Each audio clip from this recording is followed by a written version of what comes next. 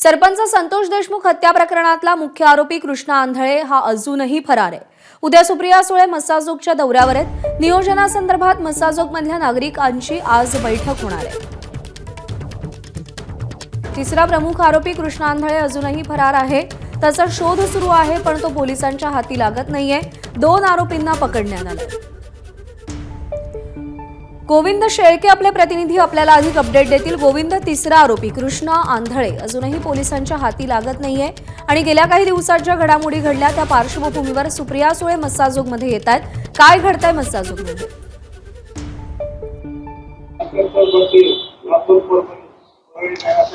या मस्साजोगच्या नागरिकांच्या बैठकीसाठी यामुळे अर्थ आहे, कारण इतिहासात मागच्या 2-2.5 महिन्यामध्ये ज्यावेळी मस्साजोगचे नागरिक एकत्र बसले त्यावेळी त्यांनी काहीतरी पुढचे एक मोठं नियोजन ठरवलं होतं आणि कोणत्या पार्श्वभूमीवरती हे मस्साजोगचे लोक आज एकत्र येत आहेत, नागरिक एकत्र येत आहेत हे समजून घेणं महत्वाचं आहे। कारण कृष्णा आंधळे संतोष देशमुख हत्या प्रकरणातील आरोपी आहे आणि तो मागच्या 2.5 महिन्यापासून बाहेर आहे। या संदर्भात अनेक वेळा अनेक राजकीय नेत्यांकडून, लोकप्रतिनिधी किंवा सामाजिक कार्यकर्त्यांकडून किंबहुना धनंजय देशमुख यांच्याकडून कृष्णा देशमुख यांच्या अटकेची मागणी झाली, मात्र त्या संदर्भात ती अटक होत नाही आहे। आणि याच पार्श्वभूमीवरती उद्या ज्यावेळी खासदार सुप्रिया सुळे या मस्साजोगमध्ये येणार आहेत, तर त्या येण्याच्या पार्श्वभूमीच्या भूमीवरतीच हे नागरिक एकत्र येत आहेत आणि या संदर्भातला काहीतरी निर्णय घेत आहेत।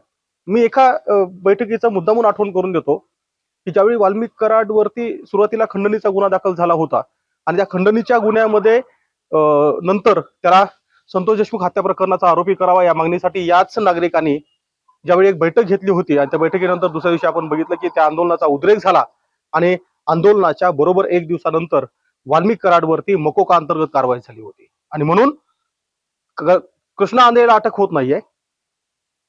सुरेश धस आणि धनंजय मुंडे यांची भेट झाली, त्यावर वेगवेगळ्या प्रकारच्या चर्चा रंगल्या। सुप्रिया सुळे यांनी त्या सुरेश धस यांची पाठराखण केली असली तरी ज्यावेळी उद्या स्वतः सुप्रिया सुळे या मस्साजोगमध्ये येतील त्यावेळी काय बोलतील, धनंजय देशमुख यांची भेट घेतील, देशमुख कुटुंबियांचं सांत्वन तर करतीलच, पण कृष्णा आंधळे याच्या अटकेसंदर्भात नेमकं काय चर्चा करतील हे पाहणं मोठं महत्वाचं ठरणार आहे। धन्यवाद गोविंद दिलेल्या माहितीसाठी। एबीपी माझा, उघडा डोळे बघा नीट।